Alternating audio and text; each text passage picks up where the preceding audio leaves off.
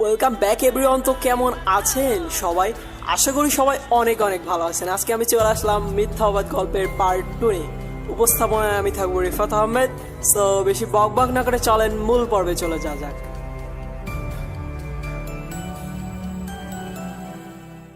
12টার বাসে রওনা দিলাম ঢাকার উদ্দেশ্যে। কিন্তু কোথায় গিয়ে উঠবো, ঢাকা গিয়ে কি করব, খুব চিন্তা হচ্ছিল। কারণ ঢাকা আমি ভালো করে চিনি না, আর কোনো আত্মীয় স্বজন নাই যে সেখানে গিয়ে উঠবো।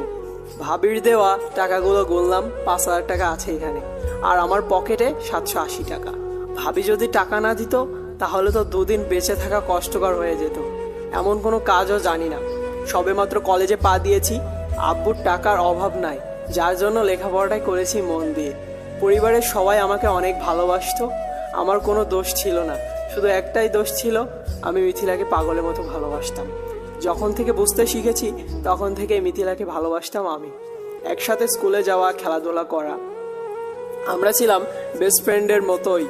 কিন্তু যখন মিথিলাকে স্কুলের এক বড় ভাই ফলো করতে শুরু করে, আর মিথিলা যদি সম্পর্কে জড়িয়ে যায়, সেই ভয়ে আমি সুমি আপুর বিয়ের দিনই প্রপোজ করি মিথিলাকে। কিন্তু মিথিলার সাথে সাথে এ কথা আমার আব্বুকে এসে বলে দেয়। আব্বু আমাকে সেদিন অনেক মারে, তখন নবম শ্রেণীতে উঠেছি মাত্র। আমার আর বিয়ে খাওয়া হলো না। আব্বুর হাতের মার সেদিন প্রথম খেয়েছিলাম। আব্বু বলেছিল মিথিলাকে যেন নিজের বোনের মতোই দেখি। আমার মায়ের দেখে মিথিলা অনেক হেসেছিল, কিন্তু মিথিলার প্রতি রাগ আসেনি আমার। বিয়ের দিন সুমি আপুর সাথে যাওয়ার জন্য বলেছিল আপু, আমিও প্রিপারেশন নিয়ে রেখেছিলাম, কিন্তু আমার আর যাওয়া হলো না, মিথিলাই গেল। আব্বুর আমাকে মায়ের কারণটা শুধু ভাবেই জানতো, আর সবাই জেনেছে দুষ্টুমির জন্য মেরেছে।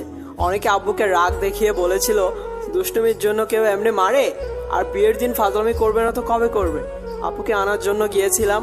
আপু না যাওয়ার কারণটা জানতে চেয়েছিল, কিন্তু কিছু বলি নাই। তবে মিথিলার মনে যেন আনন্দের জোয়ার বইছে। নতুন দুলাভাইয়ের সাথে ভালোই খাতিল জমেছে। আমার খুব ভালো লাগলো বড় ভাইয়ের অভাবটা দুলাভাইকে দিয়ে পূরণ করুক। আপুকে নিয়ে বাসায় আসলাম। দুলাভাইয়ের সাথে আমারও ভালো সম্পর্ক গড়ে ওঠে। খুব ভালোভাবেই যাচ্ছিল দিনগুলো। কিন্তু বারবার মিথিলাকে আমার মনের কথা বলার চেষ্টা করেছি। মিথিলা বলতো, আমি তোকে শুধু ভাইয়ের মতোই দেখি। দুলাভাইকে দিয়েও বলেছিলাম অনেকবার, কাজ হয়নি। তবে দুলাভাই আর মিথিলাকে অনেকবার একান্তে দেখেছি, মনে হচ্ছিল প্রেমিক প্রেমিকা বসে প্রেম করছে। কিন্তু আমি তখন ওইসব নিয়ে ভাবি নাই, কারণ মিথিলা দুলাভাই অমন না। পরবর্তীতে এমনই হলো। হঠাৎ মোবাইলে মেসেজ টিউন বেজে ওঠে। কল্পনা থেকে বাস্তবে ফিরে আসি। মিথিলার নাম্বার থেকে মেসেজ। কি লিখেছে? আমার রূপ বের করতে গিয়ে নিজেই ধরা খেলি, কেমন অভিনয়টা করলাম বল? মিথিলার লেখাটা পড়ে চোখের কোণে জমে থাকা কষ্টগুলো বের হতে চাচ্ছিল। আমি জানি না তুই এমনটা কেন করেছিস, তবে আমি চাইলে আমি তোদের রূপটা বের করে দিতে পারতাম, কিন্তু তোর সম্মান আর আপুর সংসারের কথা ভেবে কাউকে কিছু বলি নাই। আমি বললাম, তাই নাকি? তোর কাছে কি প্রমাণ আছে নিজেকে সাধু বানানোর জন্য? তবে কেন তোকে বাসা থেকে বের করে দিয়েছি জানিস? যেন আমাদের সম্পর্ক আর কেউ না জানে, আর তোর কাছে যেন ছোট হয়ে না থাকতে হয়। মিথিলা বলল, ভালো করেছিস, এতে আমার কোনো দুঃখ নাই। শুধু বলবো, আপুর সংসারটা নষ্ট করিস না প্লিজ। তোদের এই অবৈধ সম্পর্ক নষ্ট করে সবাই যেমন ভাবতো তোকে, সেরকম ভাবে চল। তুই আমাকে বলবে আমি কি করব? আমি দুলাভাইকে বিয়ে করব, মিথিলা বলল। তারপর আমি রিপ্লাই দিলাম, কিন্তু মেসেজ সেন্ড হচ্ছে না। বুঝতে বাকি নেই এই সিমটা নষ্ট করে ফেলেছে। কিন্তু আমার মনে খুব ভয় জন্মাচ্ছিল, আপুর সংসারটা কি মিথিলা ধ্বংস করে দিবে? তাই আমি সাথে সাথে দুলাভাইকে ভিডিওটা পাঠিয়ে ছোট করে লিখে দিলাম, আমি চাইলেই ভিডিওটা সবাইকে দেখাতে পারতাম। এতে করে আপনাদের সম্মান কোথায় যেত একবার ভেবে দেখেন। কিন্তু আমি তা করিনি। আমি না হয় এই অপবাদে ভালোভাবে বেঁচে থাকতে পারবো, কিন্তু মিথিলার আব্বু নাই। আমার আব্বু নিজের মেয়ের মতো আদর করে, সে আদরটা থাকতো না, আর মিথিলার সম্মানটা কোথায় থাকতো? আর আপনার আপুর চোখে সারা জীবন ধর্ষক হয়ে বেঁচে থাকতেন। হতে পারতো আপনাদের সংসারটা ভেঙে গেছে, আর আমাদের বাড়িতে সেই সম্মানে আছেন, সেই সম্মানটা ঘৃণায় পরিণত হতো। তাই আপনাদের একটা সুযোগ দিলাম, আপনাদের এই অবৈধ সম্পর্ক থেকে সরে আসুন, সম্মান আর আপুর ভালোবাসা নিয়ে বেঁচে থাকুন। মনে রাখবেন, আপনার একটা ফুটফুটে বাচ্চাও আছে। আমি মেসেজটা দিয়ে বসে রইলাম। বাস একটা স্টেশনে এসে থামলো। বাস থেকে নেমে পেটে খুব ক্ষুধা লাগছিল, তাই হোটেলে গিয়ে খাবার খেয়ে নেই। রাস্তার পাশ ধরে হাঁটছি, কিন্তু এখন আমি কোথায় যাব, কি করব ভেবে পাচ্ছি না। আব্বু আম্মুর কথাগুলো কানে বাজছিল। তুই আমার ছেলে না, তোকে কোন পাপে পেটে ধরেছি। মাগো, তুমিও তোমার ছেলেকে চিনলে না? চোখ থেকে অনবরত পানি ঝরছিল। অন্যমনস্ক হয়ে রাস্তা দিয়ে হাঁটতেছি। দুপুর গড়িয়ে বিকেল। হঠাৎই রাস্তার মাঝখানে একটা বাচ্চাকে দেখলাম, যে কোনো মুহূর্তে গাড়িতে চাপা পড়তে পারে। আমি কোনো কিছু না ভেবে ব্যস্ত রাস্তায় নেমে গিয়ে বাচ্চাটাকে কোলে করে রাস্তার পাশে নিয়ে যাই। কিন্তু শেষের দিকে একটা গাড়ি এসে আমার পায়ের ওপর দিয়ে গাড়ি চালিয়ে দেয়। আমি ব্যথায় কাতরাচ্ছি। বাচ্চাটির মা এসে আমাকে হাসপাতালে নিয়ে গেল, আর একদিক দিয়ে আমাকে ধন্যবাদ জানাচ্ছে, অন্যদিক দিয়ে নিজের বেখাম খেয়ালির জন্য বাচ্চাকে বাঁচাতে গিয়ে আমার এমন অবস্থার জন্য নিজেকে দোষারোপ করছে। ডাক্তার এসে আমাকে কি যেন একটা ইঞ্জেকশন দিল। আস্তে আস্তে আমার চোখ বন্ধ হয়ে আসলো। চোখ খুলে দেখি পায়ে ব্যান্ডেজ। বাচ্চাটি ও বাচ্চাটির মা আরেকটা আমাদেরই সমবয়সী মেয়ে পাশে দাঁড়িয়ে আছে। ডাক্তার এসে বললেন পাটা খুব ভালোভাবেই ভেঙেছে, আমি ওষুধ লিখে দিচ্ছি, নিয়মিত খাওয়াবেন। আর রোগীকে 1 মাস রেস্ট নিতে হবে, খেলাধুলা কোনো কাজ করতে পারবে না, 15 দিন পর আবার দেখিয়ে যাবেন। ডাক্তার প্রেসক্রিপশন ধরিয়ে দিলেন আর বললেন, আমার জন্য আজ তোমার এত বড় ক্ষতি হলো। বাচ্চার মা: না না আন্টি, নিজেকে দোষারোপ করবেন না, এটা শুধু একটা অ্যাক্সিডেন্ট। আমি বললাম, আচ্ছা তোমার বাসা কোথায়? তোমার ফ্যামিলির কারো নম্বর থাকলে দাও, আমি তোমার মা বাবাকে আসতে বলি। আন্টি বলল, আমার মোবাইলটা খুঁজে পাচ্ছিলাম না, তোমার মোবাইলটা রাস্তায় পড়ে ভেঙে গেছে। মোবাইলটা আমার হাতে দিয়ে বললেন, এটা তো একেবারে গেছে। মোবাইলটা হাতে রেখে পকেট থেকে ভাবির দেওয়ার টাকাটা বের করে, আন্টি হাসপাতালে কত টাকা বিল এসেছে আমি জানি না, আমার কাছে এই কয়েকটা টাকা আছে, গ্রাম থেকে আসার সময় নিয়ে এসেছিলাম, এটা রাখেন প্লিজ। টাকাটা বাড়িয়ে দিয়ে বললাম, কি বলছো তুমি এইসব? আমার ছেলেকে বাঁচাতে গিয়ে তোমার এই অবস্থা, আর তুমি আমাকে চিকিৎসার খরচ দিচ্ছ? আন্টি টাকাটা পকেট ঢুকিয়ে দিয়ে বললেন, তোমার পরিবারে কেউ নেই? তাদের তো খবর দিতে হবে। আন্টি বললেন, আছে, আব্বু আম্মু ভাই ভাবি চাচি চাচাতো বোন, কিন্তু এখন আমি ওদের কেউ না। বলতেই চোখ দিয়ে পানি বেরিয়ে আসলো। তাহলে আপনি যাবেন কোথায়? মেয়েটি বলল, জানি না, আজ সকালে বাসা থেকে বের করে দিয়েছে আমাকে একটা মিথ্যা পাপের অপরাধে। আমি কান্না করছিলাম। আচ্ছা তাহলে তুমি আমাদের বাসায় আসো, তোমার এখন রেস্টের দরকার। আন্টি বললেন, না আন্টি, এটা কি করে হয়? উপকার করেছি বলে আপনাদের বাসায় গিয়ে উঠবো, আপনাদের বাড়তি ঝামেলা হবে। আমি চোখ মুছে বললাম, চুপ করেন, এত ভালো মানুষ সাজার দরকার নাই। আমার ভাইকে বাঁচিয়েছেন, এখন আপনাকে বাঁচানোর দায়িত্ব আমাদের। চলুন। মেয়েটি বলল, চলো ওঠো। আন্টি আমার এক হাত ধরে তুললেন। আন্টি, আমার ব্যাগটা কই? আমার কাপড়ের ব্যাগ। আমরা তো তোমার ব্যাগ দেখি নাই, মনে হয় কেউ নিয়ে গেছে। আন্টি বললেন। আন্টি এক হাতে আর মেয়েটি আরেক হাত ধরে হাঁটার জন্য বলল, কিন্তু আমি পা ফেলতে পারছি না, খুব কষ্ট হচ্ছে। প্রথম পা ফেলেই চিৎকার দিয়ে উঠলাম। আস্তে আস্তে পা ফেলো। আন্টি বললেন, জি আন্টি। হাসপাতালের গেটে এসে দেখি একটা প্রাইভেট কার দাঁড়িয়ে আছে। গাড়িতে করে একটা বড় বাড়িতে নিয়ে যাওয়া হলো। বাড়ি দেখে আমি তো অবাক প্রায়। এই বাড়িটা কি আন্টির? এরকম বড়লোকগণ তো এরকম সমস্যা যত টাকা লাগে শেষ করে দেয়, আর ওরা আমাকে নিজেদের বাড়িতে নিয়ে আসলো শুধুমাত্র মানুষের প্রতি ভালোবাসা আছে বলেই সম্ভব। আন্টি, এই বাড়িটা কি আপনাদের? হা করে তাকিয়ে বললাম, এটাই আমাদের বাড়ি, চলো ভিতরে। আন্টি বললেন। আমাকে নিয়ে একটা রুমে শুইয়ে দিল। আচ্ছা বাবা, তুমি এখন রেস্ট নাও, আমরা পরে তোমার সম্পর্কে জানবো না হয়।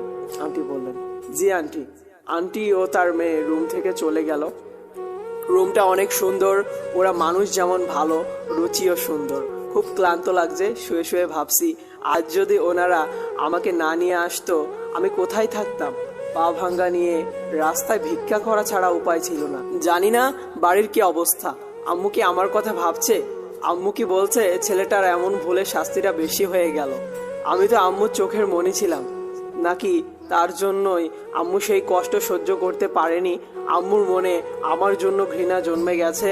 আম্মু যদি জানতে পারতো তার ছেলে পা ভেঙে ফেলেছে, আম্মু কি এখনো রাগ করে থাকবে নাকি ছুটে আসবে?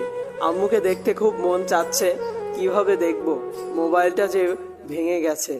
আম্মু, আমি তোমাকে ভালোবাসি, ক্ষমা করে দিও, বলতে পারি নাই সত্য কথাটা। আর মনে হয় চাইলেও বলতে পারবো না, মোবাইলের সাথে হয়তো ভিডিওটা হারিয়ে ফেলেছি।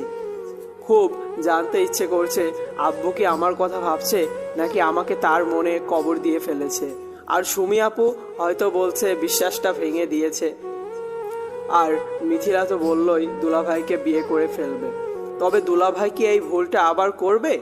আমি তো ভিডিওটা দেখিয়েছি, হয়তো ভিডিও দেখে থমকে গেছে, এতক্ষণে মিথিলাকে জানিয়ে দিয়েছে সব। ভাবি হয়তো এখনো নীরবে কাঁদছে, বলছে বিনা দোষে আজ আমি ঘর ছাড়া। আমার খবর নেওয়ার জন্য হয়তো মোবাইলে ফোন দিচ্ছে, কিন্তু বন্ধ পেয়ে হয়তো ভাবছে ছেলেটার কি কিছু হয়ে গেল। ভাবতে ভাবতে কখন যে ঘুমিয়ে যায়, হঠাৎই ঘুমের মধ্যে কে যেন এসে ডাকছিল, এই যে এই যে উঠুন। মেয়েলি কণ্ঠ। কে? চোখ বন্ধ করে বললাম, আমি রিমি। ও আপনি, আপনার নাম রিমি? ইয়া জাহান রিমি। আপনার নামটা তো জানা হলো না, আপনার নাম কি? রিমি বলল, আসিফুল ইসলাম। উঠে বসে বললাম, সুন্দর নাম, আম্মু আপনার জন্য খাবার পাঠিয়েছে, খেয়ে নিন। রিমি বলল, আপনার নামটাও সুন্দর। আমি বললাম, ঠিক আছে, খেয়ে নিন, আমি আপনার মেডিসিনগুলো নিয়ে আসছি। রিমি বলল, আচ্ছা। এই কি করছেন? আপনাকে এক সপ্তাহ হাঁটাহাঁটি করতে মানা করছে, কি লাগবে আমাকে বলুন। রিমি বলল, ওয়াশরুমে যাব। আস্তেই করে বললাম, ধরুন আমি নিয়ে যাচ্ছি। রিমি আমার হাত ধরে ওয়াশরুম পর্যন্ত নিয়ে আসলো। আমি ফ্রেশ হয়ে বের হয়ে দেখি রিমি দরজার সামনে দাঁড়িয়ে আছে। ধরে আসুন, আমার জন্য আপনাদের অনেক কষ্ট হচ্ছে, আমি আপনাদের এই ঋণ শোধ করতে পারবো না। চোখের কোণে আটকে গেল পানি। ঋণের কথা বলে লজ্জা দিবেন না প্লিজ, আপনি আমার ভাইকে বাঁচিয়েছেন, আমরা আপনার ঋণ শোধ করতে পারবো না। রিমি বলল, এটা তুমি কি বলছো বাবা? আমরা তো শুধু আমাদের কর্তব্য পালন করছি। আন্টি তার ছেলেকে নিয়ে আসছে আর বলল, আসলে আন্টি এই শহরে আমার কেউ ছিল না, বাসা থেকে বের করে দেওয়ার পর কোথায় যাব এটাই ছিল আমার বড় চিন্তা। তার উপর যখন পা ভেঙে গেল তখন তো রাস্তায় বসে ভিক্ষা করা ছাড়া আর কিছু করার ছিল না। আপনারা আমাকে থাকার জন্য জায়গা দিলেন, আমার সেবা করছেন। বলতে বলতে চোখ দিয়ে পানি এসে পড়ল বিছানার উপর। কেঁদো না বাবা, জানি না তোমার সাথে কি হয়েছে, এখন খাবারটা খেয়ে মেডিসিন খেয়ে নাও, পরে শুনবো তোমার সাথে কি হয়েছে বা তোমার কে কি মিথ্যা অপবাদ দিয়েছে। খাবারটা খেয়ে নিলাম। রিমি আমাকে মেডিসিন দেখিয়ে দিল, মেডিসিন খেয়ে নিলাম। পেটে অনেক ক্ষুধা ছিল, আন্টি চলে গেছে। আচ্ছা একটা কথা বলবো, রিমিকে উদ্দেশ্য করে বললাম। বলেন। আপনাদের বাসায় আর কে কে থাকে? আব্বু, আম্মু, আমি আর আমার ভাই, আর বিভিন্ন কাজে হেল্প করার জন্য কয়েকটা কাজের লোক। বলল, ওহ আচ্ছা, আপনার আব্বুকে তো দেখলাম না। আব্বু ব্যবসার কাজে বাইরে গেছে, আসতে 10 থেকে 12 দিন লাগবে।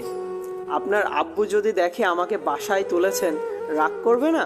আমি বললাম, না, কারণ আব্বু যখন শুনেছে আমার ভাইকে বাঁচাতে গিয়ে আপনার পা ভেঙে গেছে, আব্বু বলেছে আপনাকে বাঁচাতে যা করতে হয় তাই করার জন্য। রিমি বলল, আচ্ছা আপনি ঘুমান, পরে কথা হবে। রিমি বলল, আচ্ছা ঠিক আছে। তারপর ঘুমানোর চেষ্টা করলাম। রাত তখন প্রায় 11টা বেজে গেছে, কিন্তু চোখে ঘুম আসছে না, শুধু সকালে হয়ে যাওয়া ঘটনাগুলো মনে পড়ছে। মিথিলা কি করে পারলো এমনটা করতে? মিথিলা তো আমাকে বেস্ট ফ্রেন্ড বলতো। অনেক রাত হয়ে যায়, ঘুম হয় না, কখন ঘুমিয়ে যাই জানি না। সকালে ঘুম থেকে উঠি রিমির ডাকে, এই যে ওঠেন, 10টা বাজে, নাস্তা খেয়ে মেডিসিন খেতে হবে। মনে হচ্ছে ওরা আমার সুস্থতার জন্য সর্বোচ্চ সেবা দিচ্ছে। ও কেমন আছেন? আমি বললাম, আলহামদুলিল্লাহ। আপনার পায়ে ব্যথা কমেছে? রিমি বলল, মনে হয় কমেছে। আসুন ওয়াশরুমে এগিয়ে দিয়ে আসি। ধন্যবাদ। নাস্তা খেয়ে মেডিসিন খেয়ে নেই। আচ্ছা আপনার সাথে কি হয়েছিল শুনতে চান? নিজেকে হয়তো কন্ট্রোল করতে পারবেন না, তাহলে শুনুন। আজ সকালে কলেজে যাওয়ার জন্য আমার চাচাতো বোন মিথিলাকে ডাকতে যায়, কিন্তু মিথিলার রুমে গিয়ে দেখি মিথিলা তার দুলাভাইয়ের সাথে অবৈধ মেলামেশা করছে। আমি বাকরুদ্ধ হয়ে যাই, মোবাইলে ভিডিও করতে থাকি তাদের আড়ালে। আমাকে দেখে ওরা থমকে যায়। প্রথম পর্বের ঘটনাটা সবটা বললাম। রিমি আমার মিথ্যা অপবাদ শুনে চোখের পানি ফেলছে। আপনি প্রমাণ থাকা সত্ত্বেও কাউকে কিছু বলেননি, শুধু আপনার আপুর সংসার আর যে আপনাকে ধর্ষক বানালো তার সম্মানের জন্য নিজেই সম্মান হারিয়ে আসলেন। রিমি কান্না করছে আর বলছে, আমার সম্মান হয়তো তাদের কাছে কমে গেছে, কিন্তু নিজের ভিতর নিজেকে নিয়ে গর্ব হচ্ছে। অন্যের জন্য নিজেকে বিলিয়ে দিলাম, হয়তো কোনো একদিন ওরা বুঝতে পারবে। আমি বললাম, আল্লাহ তাদের সহিহ বোঝ দান করুক। আমিও এটা চাই। আমি হয়তো যে কোনোভাবে চলে যেতে পারতাম, কিন্তু ওরা হারাতো ওদের অর্জন করা সম্মানগুলো। আপনার ভাবি তো অনেক ভালো মানুষ, আপনার ওপর বিশ্বাস ছিল, তাই তো আবার আপনাকে জিজ্ঞেস করেছে। রিমি বলল, ভাবি আমাকে নিজের ভাইয়ের মতো ভালোবাসে। ভাবিকে ভিডিও দেখে প্রমাণ করেছি আমি নির্দোষ। ভাবি সবাইকে বলতে বলেছে, কিন্তু বলার হলে তো আমি বলতাম। আমি বললাম, তাই আপনার মোবাইলটা দেওয়া যাবে? ভাবির সাথে একটু কথা বলবো, হয়তো আমাকে ফোনে না পেয়ে চিন্তা করছে। নিন। আমি ভাবির নাম্বারে ফোন দিলাম, কিন্তু রিসিভ করেছে ভাইয়া। চলবে। তো বন্ধুরা, আজকের পর্ব এখানে শেষ করলাম। ভিডিওর ভালো লাগলে একটি লাইক দিবেন, আর ভিডিওর মধ্যে কোনো ভুল ত্রুটি হয়ে থাকলে অবশ্যই ক্ষমার দৃষ্টিতে দেখবেন, যেহেতু মানুষ মাত্রই ভুল। তো সামনের ভিডিওর জন্য অপেক্ষা করুন। সেই পর্যন্ত ভালো থাকবেন, সুস্থ থাকবেন। আল্লাহ হাফেজ।